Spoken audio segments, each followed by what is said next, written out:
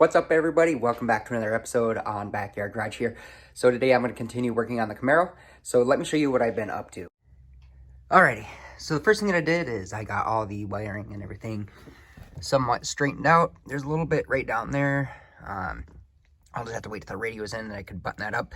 But also is what I did is if you look back under here, I added this plate here, and that's just for my grounds. They were just pinned in the firewall. I didn't like that. So I wanted to add some grounds there. So the next thing that I want to do is I want to continue on getting this plate on the firewall in. So let me get over and get at it. Alrighty, so I'm going to go ahead and start getting this plate installed here.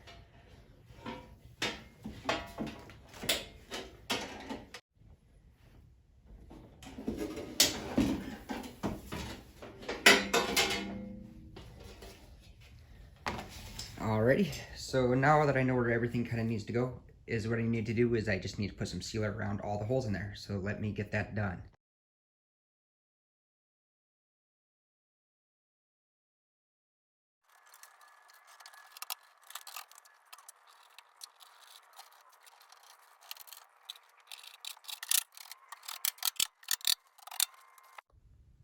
Alrighty, and I got the plate in. It's looking actually really good.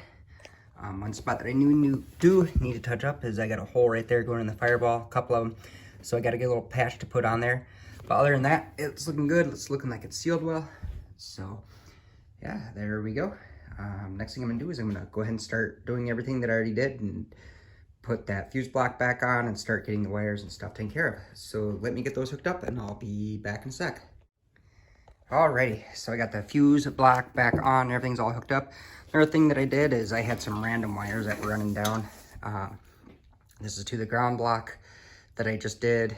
This is to the ProFlow 4 ECU, and then this white one is to the fan controls for the relay, which are back up in here. But anyway, I got this all ran and good to go. So the next thing that I'm gonna do is I'm actually going to continue working on the interior here and get the dash in and then get that all completed, and then we should be done. So one thing that I can mark off, because I actually fixed while I was in there, is the right here, the front speakers. Sorry about that, it's the front speakers, because while I was in there I actually was able to mess around with them and get them completed. The next thing that I need to check out is I need to finish this heat and AC delete up here, and then the torque converter and the transmission. Actually, I think I figured that out. Here's what was happening was my transmission tube is right here. It's kind of hard to see, and is where it's going is up and around to here. I believe this is going to a port that is not vacuum all the time. Maybe it is, I don't know. But it's what I found is a port down here that I'm actually gonna plumb that into. So I gotta start removing some wires. I gotta get the intake off. But before I do all that, I wanna finish up the interior, get the heat and AC delete marked off, or the air delete marked off, and then we will continue from there.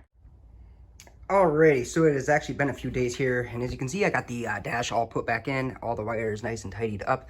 There's a couple down there I got to touch up and one hanging there, but that's just the old AC power, and that's the radio, so that's not a big deal. Next thing I do is I got to clean this out, but I also, up here, as you can see, is I got the wheel well in, I got the other tire on, so I got the reserve on and everything good to go here. So the next thing I want to start focusing on is I'm going to start focusing on the vacuum lines and getting that all situated and figured out. So let me jump in. Okay, so now that I got the air cleaner off, the next thing I'm going to do is I just need to trace these lines down and see where they're all going. This line here, it was going to my vacuum, however, I need to remove it. And it's also going from, it was going to my vacuum ball thing, this bad boy. And it's, yeah, since I'm getting rid of that and I don't need it, I'm gonna be having it go straight to my fuel pump. So let me get these disconnected and I'll be right back in a second here. Okay, so now that I got this right here all disconnected and everything, I'm just gonna take this line, which is over to the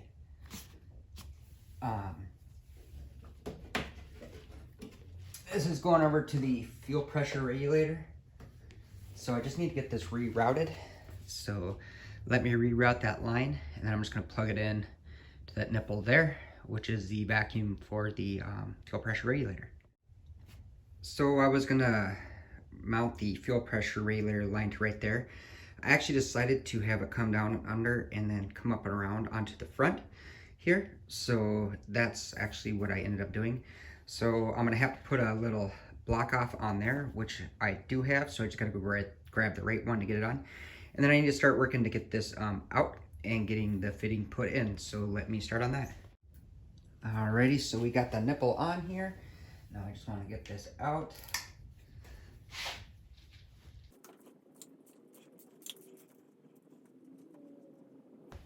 And there we go. I got that out. So let me grab the other piece and I'll be putting it in. So the fitting that I'm actually using for the manifold for the vacuum, it's I believe it was like a 1/2 inch NTP to 1/4 inch nipple. So this will just thread right in there. But before I thread it in, I'm just gonna take some of this black RTV and put a little bit on the threads here, just so I can get the, so I don't be sucking any air.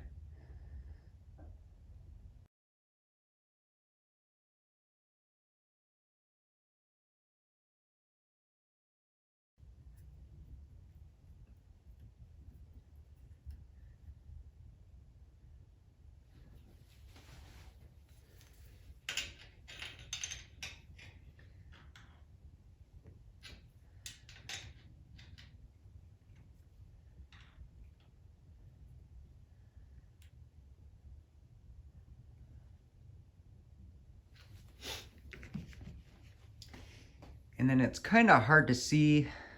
Let me get you adjusted here. Now this is going to be kind of hard to see with all these wires and stuff in the way.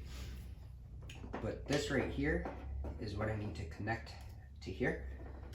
So I got some hose and vacuum line that's just the right amount. So I'm just going to cut this off and put it on. And then there we go. I have the vacuum line from the transmission here running straight over into there. Now the next thing I need to do is I need to actually get under the car here. The reason being is I just want to check that vacuum line that's under there and see how tight it is and if it's on tight enough, and just check the whole line and make sure that there's no holes in it, because I might be sucking vacuum, but I'm not sure. So let me jump under there and I'll be right back. Alrighty, so I am under the car, and actually I got some really good news. At least good news for me. If you look, this is that transmission tube, and here's the end of the vacuum. It's actually supposed to be going up into, well, that line's in the way, but if you look, it's supposed to be plugging up into there, into this little vacuum solenoid thingy. So I have to cut a longer line that's going to go from the end of this tube here, or into this transmission vacuum line, up into there. So give me a couple minutes here and let me get that hooked up and I'll be right back.